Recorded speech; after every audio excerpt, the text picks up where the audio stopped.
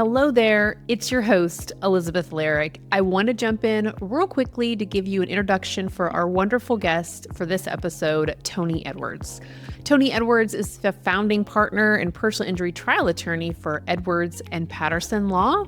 They have several offices across Oklahoma. He is going to join us to talk about case framing here today and his experience. I hope you enjoy. Hello and welcome to the podcast. I'm your host, Elizabeth Larrick, and today we have a treat for you. We have a guest, Tony Edwards. He is joining us from Oklahoma, and we are going to talk about one of my favorite things, which is getting started early in a case with case framing. So welcome to the podcast, Tony. Thank you very much. Thanks for having me. Well, I was excited when we got connected because I know how important it is to get things started early in a case so that you can really use everything as best as possible. So when we talked about talking case framing and discovery, and you had a couple of great examples and something that your firm likes to do that is pretty unique, even starting in pre-lit, I thought I need to have you on so that we can tell other folks about what you're doing. So tell us a little bit about kind of how this started and really kind of what case framing means for you. Well, for us, it's really just determining very early on the issues involved and then trying to collect the facts and information that we can tailor those issues the way we want them to be presented to a jury ultimately. But a lot of people think that case framing starts when the case is filed and when you get into discovery, but we do this when we originally sign up a case. In our firm, about a third, maybe 40% of our cases are in litigation, the remainder being in pre-lit, and many cases get settled in pre-lit. But anytime what we call our top two levels of cases, which are basically six-figure cases with that much injury and insurance coverage, we decide to case frame those at the very beginning. Now, obviously, those frames can change drastically during the process, but at least we want everyone in our staff and in our court, so to speak, to be on the same page as how we're going to present this case ultimately. Even if it's in pre-lit, we want people, or whether it's an associate or one of the partners or even a case manager, to be able to tell an adjuster, hey, this is the way this is going to be framed. We don't say it that way exactly, but we want them to have that approach from the very beginning. If it doesn't get worked out and we wind up in litigation, then that case frame continues along with it, and that can change through the discovery process as well. Gotcha. So give us a quick example about what you mean if you have a case that comes in. Tell us a little bit about how that works. Well, there's three of us that will sit down, the committee, or so to speak. It's my partner, myself, and the associate attorney that will be handling the case. We sit down and talk about all the facts that we know. Usually we don't have a lot of things like witness statements and that sort of thing, but we place a rough value on the case and then start framing those issues and saying, well, if this person was a passenger, for instance, the way you frame that is going to be much different than if you've got a driver out here who was potentially had some negligence. And the way you propose those issues, not only in talking to adjusters or lawyers, but certainly in the way you talk to witnesses, that makes a big difference, usually in the information that we can collect then. Gotcha. So give me an example that you may have off the top of your head.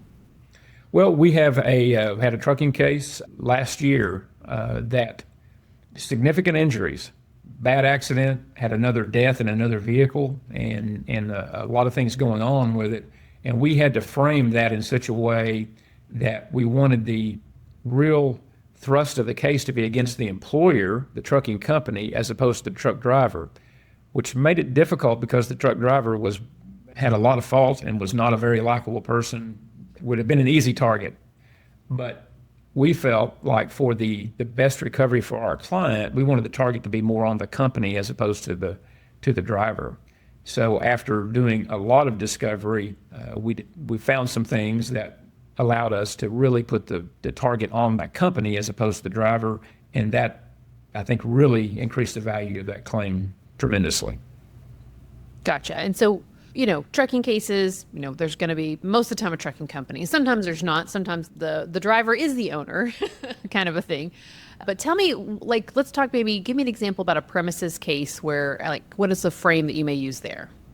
Well, in premises cases, we have a policy here that if we're suing a retailer, any kind of corporate entity, they're going to have their own policies and procedures for most any incident that occurred. And it's vitally important to get those, because I can assure you that they are not doing everything that their corporate policies are telling them to do. They're just not doing them. And that happens to all of us. We don't follow all the rules. We find some ways to cut corners and different things. And that happens a lot in those kind of premises cases. I mean, they're the largest retailer around right now. Their policies and procedures can be very damning to them in the way they actually run their stores. And things like trip and fall cases can drastically improve based on the information that you get from them. And it's important to get that. It's important to fight for that, because most of these companies will fight against it. But it's really important to fight hard to get all those documents, and then have, if it's a sizable enough case, then have your expert look at those and can help provide you with some framework and a way to case frame those cases. And sometimes you don't really have you have a feel for it, but you don't have the specifics that you need until you get into discovery. And that's why the frame of your case can change. It can be tweaked in discovery, or it can change drastically in discovery. You just don't know. It's from case to case, but it usually does change some. Sure. So maybe what I hear you saying is, if we're going to talk real specifically, kind of, a safety rules is pretty much one of the, you're looking for the rules, whether the employer rules or maybe even premises rules. What are the rules that we can show that they have violated? So case framing for you sometimes really centers around, what are the rules involved with the parties? Yes. Many times you don't know exactly how you're going to frame that case until you get those rules. But retailers and larger corporations, we've sued them enough times to know kind of what their policies are going to be. So we can frame it early on, but we don't really firm that up until we get all those policies and procedures and other documents from them. But that just allows us so much fodder for depositions. 30B6 and those kind of depositions can be so important in firming all of that up. Gotcha. And then sometimes that's where you get extra gifts, where you can change your case framing. Absolutely. I mentioned earlier the trucking case, one that we handled last year. We had discovery. It's a typical accident. We did know that there was some drugs in the system of the truck driver. We got his employment, his personnel file, all of these things. And after looking at everything, we found there was one document in there that discussed him and his prior employment with this same company. Nothing in his personnel file reflected that, other than one document and one little sentence. So we pushed hard enough and finally had to get court involvement, but we got those records from his prior employment with the same company, and he had been fired 8 years earlier for drug use on the job.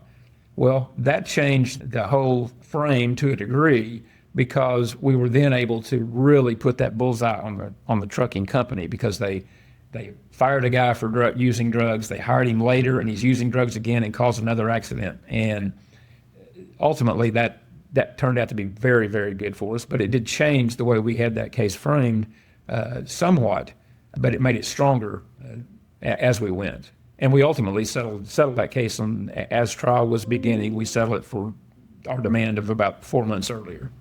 Gotcha. So tell me a little bit about how, you talked a little bit about pre-lit, how that works. Let's talk then a little bit about discovery. When we think about doing discovery, we've got written questions, requests for production. We also have depositions. So tell me a little bit about how those things weave together kind of with case framing for you. Yeah, we always, or almost always, have a written discovery first. And those questions usually follow the frame of the case that we're suggesting. We try not to make it obvious to the defendant that that's what we're doing with those questions, and because they can be kind of open-ended, but get us the information that we need.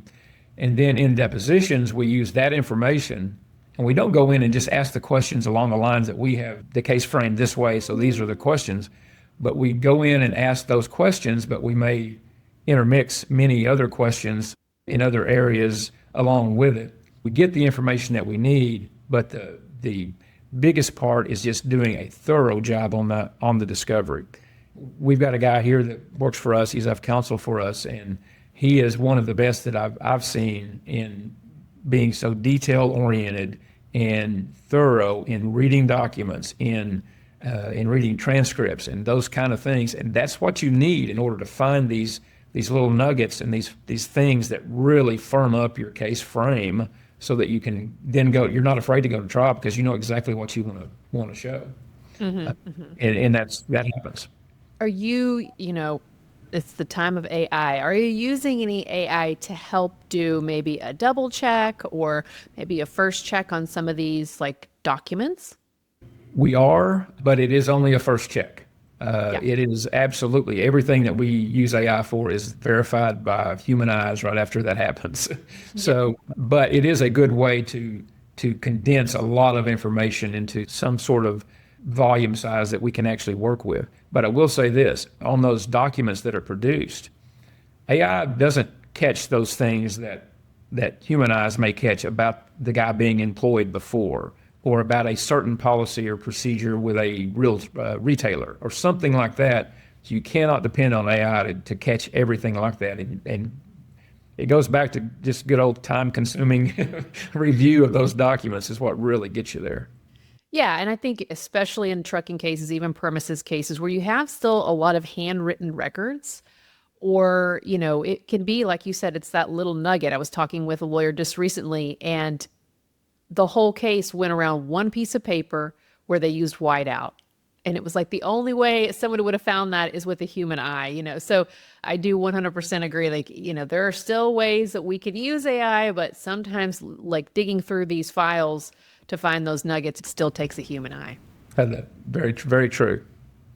We need it for the volume of documents that we get, but sure, yeah, I think like you said, it helps a lot, but it does not go through, and an organization I think also helps in it from for our human brain, like to sit down and think, oh my gosh, I got to through all of this, how am I going to organize that? But that's where sometimes I think that first go through helps. So, have you ever used AI to help with any of your case framing?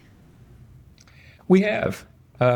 Actually, one of the systems that we have used, basically we plug everything in and it gives us strengths and weaknesses of your case right off the bat, which is great. But by the same token, we look at everything as well. And those generally match, not always. And I will admit, I've gotten some ideas from those strengths and weaknesses that I did not catch when I reviewed the file. So it has some good points to it. Certainly does. Good.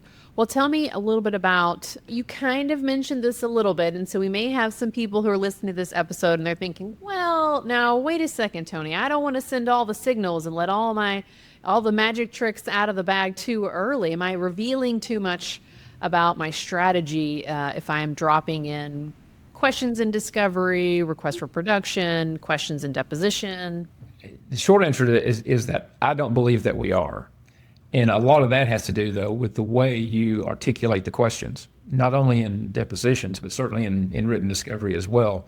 And that's one reason that we use, even though we may want to go a certain direction with questions, we don't get very specific with those questions in order to keep the frame that we're really wanting to get to kind of keep it held back a little bit. We don't want to give them a specific thing that we're looking for without asking for a lot of other specific things. And that's hard. That's difficult to do sometimes. But we have to do it in order to try to hide that. For lack of a better word, we try to hide that reason we're asking those questions. But sometimes we just have to ask them and let them know. And most of the time, the way we have framed the case should be, I won't say obvious, but it should be something that a defense counsel would be able to recognize at some point in time. So I'm not trying to hide anything, but we are trying to keep that low key until we absolutely have to get there through depositions and things like that. I'm old enough to remember what we used to call trial by ambush. Our discovery was so lax and so weak that you could go to trial and the other side would not know what you're going to put on. That's the way many times I'd like to be able to do that again, but it doesn't work that way. And now we're able to find as much good information from the defendant as we have from the plaintiff. So the old way of doing it is can go both ways, but the way it's done now is just you have to go through and detail by detail to get there. And it's step by step. It's the written discovery. It may be 2 or 3 sets of written discovery to get certain details, and then the depositions. And in the depositions, to me, it would be pretty clear after all the depositions are done that the defense is probably going to know how we have framed this case. And that's just the nature of the beast. Sure, of course. And I think also, you have to be gauging in how close is somebody else paying attention. Generally, I think you could probably tell us in your experience, I can tell you from mine, like they're not paying attention until it comes to the bottom line. So you could totally be crafting something and you think you're revealing everything and they're just not paying attention to know what's happening, which is why, like you're explaining, how we litigate cases has completely changed because now it is the back and forth, the motions to compel, and setting up your case in discovery because it takes a long time to get to trial. You may not get there. And also, you need them to be paying attention to how you're setting this up. You need to be able to show them in mediation, like, we've destroyed this case and you didn't even notice, So there's always, when people come to me about, oh, we're going to reveal too much, like you can't have your, I'm like, why? This is where the case now lies, is in discovery. That's very true. And many times, I won't say we do discovery and ask certain things just for the mediation process, but it helps as much in mediation as it would be in trial to let them know, hey, we've got you here. You need to pay money. And that happens a lot. One other way that I will say that changes our case framing some is through mock trials and mock juries. We've done that online a few times, and that has helped us tremendously, not trying to gauge values as much as we are issues. And those have helped. And sometimes we don't do those until pretty late in the game or late in the whole process. And we can't do a lot of discovery after that. So it's good to have done as much discovery across the board as we can do, because some of those issues may not come up until late until we find that out. Right. Well, and I am a very, very huge proponent of doing focus groups before you file, right after you file, even before you get all the rest of your discovery, because they're going to show you things you miss. And, most of the time, all the things that we talk about here on the podcast are doing online focus groups because they're fast, they're easier, and, you're not going to set up a big mock trial until the end. But yeah, they're going to show you what you've missed, or they're going to test your frame out and they're going to be like, I don't get it, right? You don't want them to be confused. So I obviously am a very big proponent of using little ones along the way to really help you know if you're setting things up correctly. Right, just to flesh out certain issues. I mean, you may do a focus group on a particular issue and see how that plays. Not the whole case, and that happens as well, and that's very important. I mean, if the case warrants it size-wise, focus groups at the very beginning, midway through, and then after discovery, all of those are very important. Sure. Well, an example I'm thinking of is we had a focus group where the framing was about qualifications for the commercial driver, and specifically about something that the employer was not doing on their application. And, I said, you just take this to a focus group and see what they say. You think this is a big deal. I'm going to take the bet on the other side and say this is not the biggest deal to them. And sure enough, just that one little issue, right? Little setup, and they were just, it didn't make any difference to them, right? Whether the application was correct, according to the law or not. But it's just little things like that you can gain from short focus groups that really help okay, let me drop that. Let me focus energy somewhere else so that we can make sure and have the right frame. That's very true. I mean, focus groups may really diminish what you think is going to be something very impactful, but then they may also come up with something small that you just mentioned and they grab a hold of and say, hey, this is important. and you have to flesh that out then. So it can go both ways with focus groups, but I think they are very important and very productive. Very, very helpful. Quick note, before we get back to this episode, if you're sitting on a case right now and you haven't done any focus groups and you haven't done any case framings, I want to help you fix that. I run online focus groups for plaintiff personal injury lawyers, one afternoon, a real set of jurors, and results you can actually use. No travel, no facility, no full day commitment, and you're going to have my experience to help you along the way. Early focus groups change how you build a case, how you can build a case frame. That's the whole point. The link will be in the show notes, or just go to larricklawfirm.com. Back to the episode. Okay, so tell me a little bit, let's take this all the way now through to the end here. You talked a little bit about that trucking case. So tell us a little bit about, kind of walk us through that whole process. And we know you had a successful end there. You had multiple cars. There were lots of things going on with our driver. So tell us a little bit how you framed things up against the employer. Yeah, there were multiple vehicles involved, multiple lawyers involved for the plaintiffs, because there were three different vehicles with injured plaintiffs and one deceased.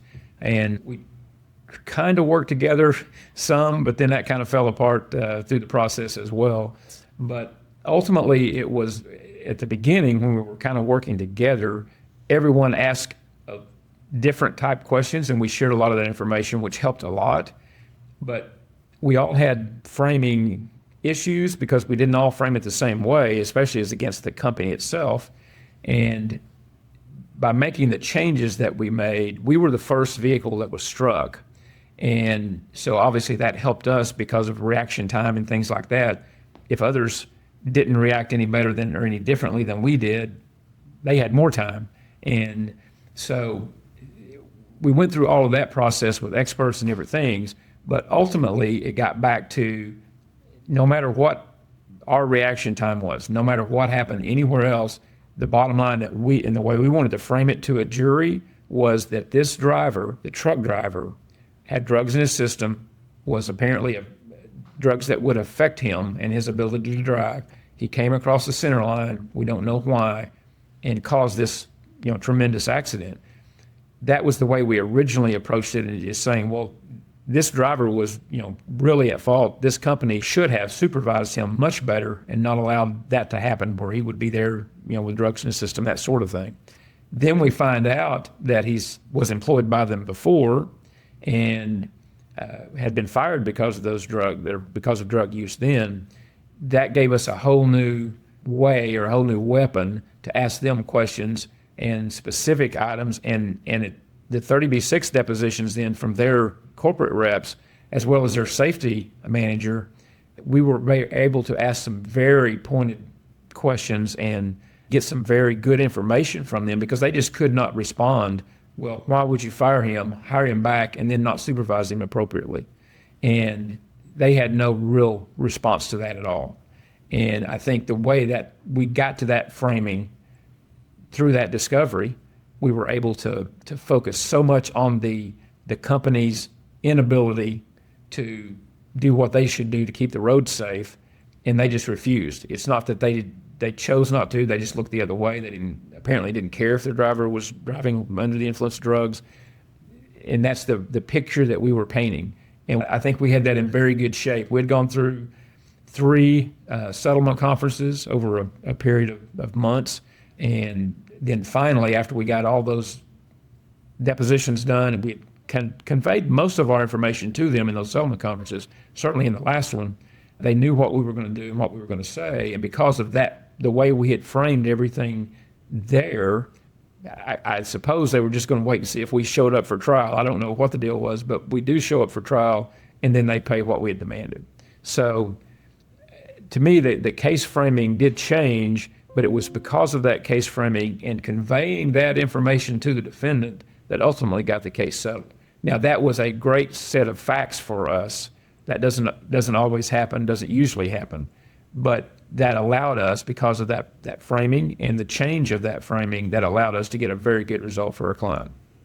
Sure. I think it sounds to me like you started out with supervision. You knew somebody wasn't supervising this driver if they were allowed to do this. And then it turned into, well, hiring, right? Like, Right. and then the back information about how much they knew about that person, whenever we look at cases, I always, the jury's just wants to know what's the first in time. Where's the first place that we could have, changed the trajectory? And for this company, they had a lot of back history for that Right. person, and being able to then ask, like you said, ask those questions and then be able to frame up the motive, which is they just didn't care, right? They Right. hired the guy And back and that's the approach that we took. They just didn't care.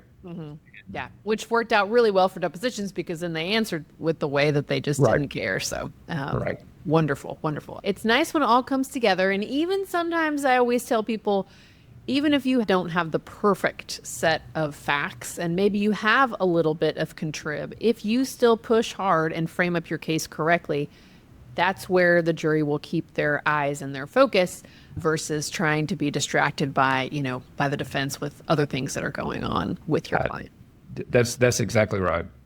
And the fact that defense counsel and defense or insurance companies, if they know you'll go to trial, they're going to pay more attention to you. And I think that's what you have to do. Sometimes you just have to try cases, but if you get to that point, they're going to probably pay you more money. Sure. And I would say, for the most part, people always think that you have the best set of facts with those cases. And typically the ones that go to trial are the ones that do not have the best set of facts. Right. And so those are the ones you really have to then sit down and say, okay, we've got to have a solid case frame. We've got to have some good strategy here for putting this thing the best foot forward at every step of the way. Right. Many times you're the ones that are tried, there's a question about liability and damages are kind of ignored. And those are the ones that can, obviously you can get a zero verdict because of that. But obviously, just as obviously, the defense has some exposure there because if they follow the plaintiff on the liability part, they don't really contest the damages as much, and you can get a really good sized verdict. And that has happened to us in the years past as well. Sure. And that just goes back to the point that they're not paying attention until it comes time to dance, right? Yeah, that's exactly right. I think. And sometimes the defense counsel do, but I don't think they get their insurance company's attention until it's very late in the game. And I think that's a bad way to do it, but insurance companies make millions of dollars, so I guess they're doing something right. But Well, I want as much of that from them as I can.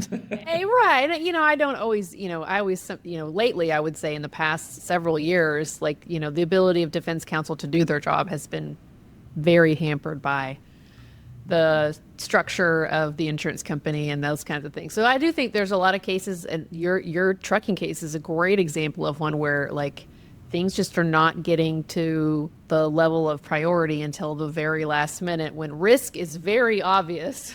So, Right. Yeah. So a lot of people are having to go right up literally to the courthouse steps or picking the jury before, all of a sudden somebody comes in. Okay, we have authority now. Like, here's your number. Wonderful. Very true. Well, do you have, it's want to, open it up. Do you have any other examples that you would want? I mean, we talked a little about premises, but did you have any other examples that you wanted to walk us through before we wrap up? Oh, examples, with most cases, it's more of a looking at documents with a fine-tooth comb, and that's what's going to get you the information that you need. 90% of the time, you're going to learn something by doing that. Even if you think you have your case framed perfectly and you're in great shape, if you really look through those documents, I'm talking about with corporate defendants, you're probably going to find something that will help a lot. And it's all about that hard work to do that. And it does take time, but you just have to put it in. Absolutely. And if you don't have the documents, because sometimes you got no policies and procedures, you got no, there's nothing written right there. That's a whole other set of case frame that makes depositions way more fun, I would say sometimes. That's exactly right. I was just going to say that makes things fun because Yes, it does. You can't go any direction there. So. That's right. But it's always, sometimes I always feel like case framing is a lot more about us as lawyers having the discipline, right, to stick to the plan versus going off script and starting cross-examining people and, doing things that, that's the fun stuff, when people are saying all the wrong things in deposition. But being disciplined to stick with the plan is sometimes part of our excitement. Very true. The depositions can be very, very fun, but all the work getting ready for that depositions, that's where the hard work comes in. Sure. Of course. Well, Tony, thank you so much for joining Trial Lawyer Prep. I know that this conversation will be so helpful to others that are either maybe they're starting out with case framing or they're trying to think about a way to build their cases a little bit better. Would you have any other pieces of advice for folks who are maybe dipping their toe in the water to do this earlier? The only thing that I would tell everyone is don't hesitate to ask for help, whether that's from another lawyer in your town, another friend of yours, or somebody who's across the country. Lawyers typically will help each other tremendously. And I'm not talking about referring and splitting fees and all that. I'm just talking about asking for help. Do that. I would tell anyone that has not done a lot of this kind of work, and by that I mean trial work and trucking cases and premises cases and that sort of thing. If you haven't done a lot of that, ask for help. Lawyers we're a pretty helpful group. We want to see everyone succeed because every big verdict that comes out helps us all. So don't hesitate to ask for help from anyone. Absolutely. Very good piece of advice for anyone, no matter where you are on the spectrum, whether you've just started out or you've been doing this for 40 years. A lot of the folks that I work with have the wherewithal that you are telling them, which is ask for help. Get an outside perspective because that will always make your cases better. Exactly. Wonderful. Awesome. Well, thank you so much, Tony, again for joining us. And for all of you listening, we will have this episode out with all of the contact information for Tony. If you have something in Oklahoma, or like you said, maybe you just want to pick his brain and ask him questions about case framing, all his contact will be in the show notes. Thank you very much for having me. You are welcome. That's a wrap on today's episode. Huge thank you to Tony Edwards for joining me. If this conversation got you thinking differently about how you're framing cases early, that's exactly the point. The contact information for Tony Edwards will be in the show notes if you want to reach out to him for questions. But don't forget, case frame early and win more. Thank you again for listening. And until next time, keep on prepping to win.